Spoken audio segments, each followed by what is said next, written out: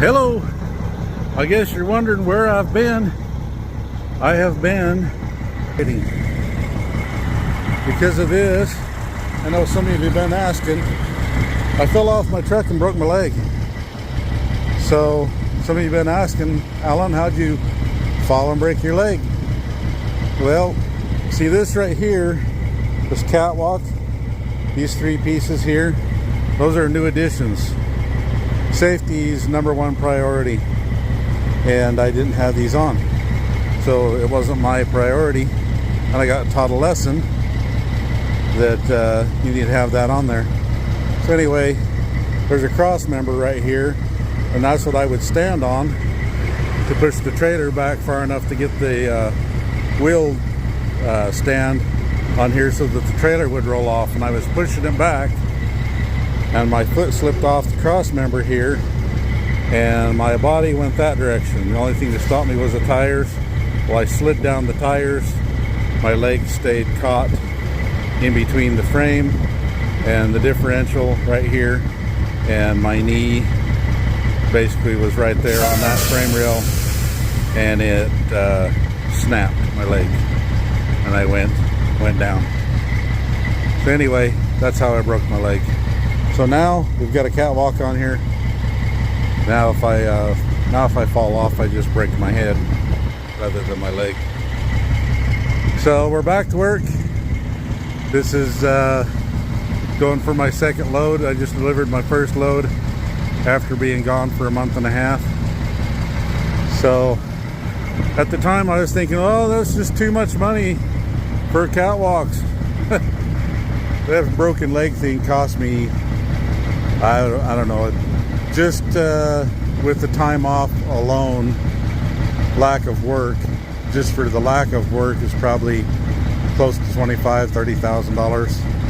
And then the operation to put my knee back together, that's probably $30,000. Of course, I got insurance, didn't have that to pay. I didn't have disability, workman's comp, anything like that, because I'm self-employed. So anyway, that's another thing I'm going to talk to you guys about. I'll probably make a whole video on this, is your savings account.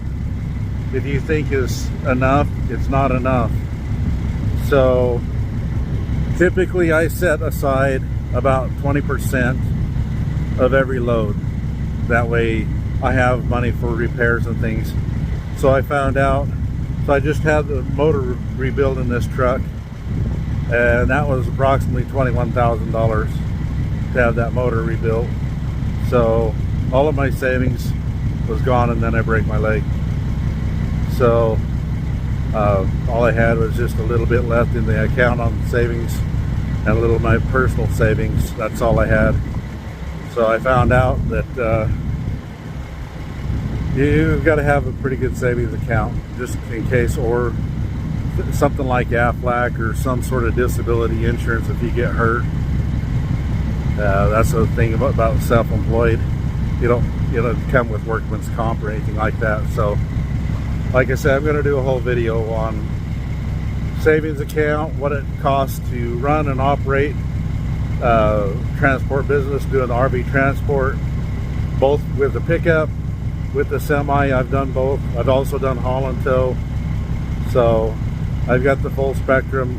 The only thing I haven't done is the drive away, which I've got buddies that's done drive away, and I've talked with them about how that business is.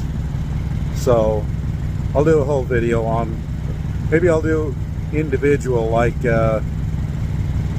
what it costs to get in with the pickup, what you're going to expect for money. I see the question that I get all the time, seeing on Facebook and everything, is there money in RV transport? Well, of course there is. Just nobody would be doing it if there wasn't. So it's a business. If you're not business minded and have concepts of how to run a business, you're right out the gate probably doomed. Well, there we are, loaded. I'm going to take this to Texas, get it unloaded, and be done with the second load.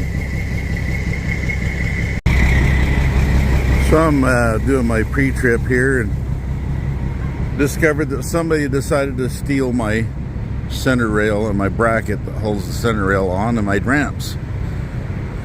How I know this is because I did my post trip and it was all there last night, so I put a strap on here to keep my ramps from flying out.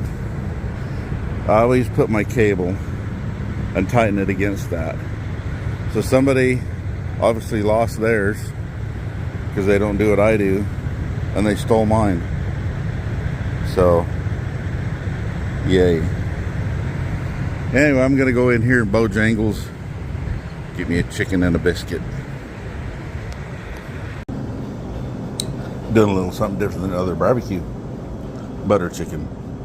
And this vegetable stuff, it's kind of pricey, but it's really good. It does have some spice to it. And some regular old naan. And this right here is something new. I hope it's good because it's expensive. Milk cake. 14 bucks. It's a pretty good container of it though. So, I guess we'll see what that's all about.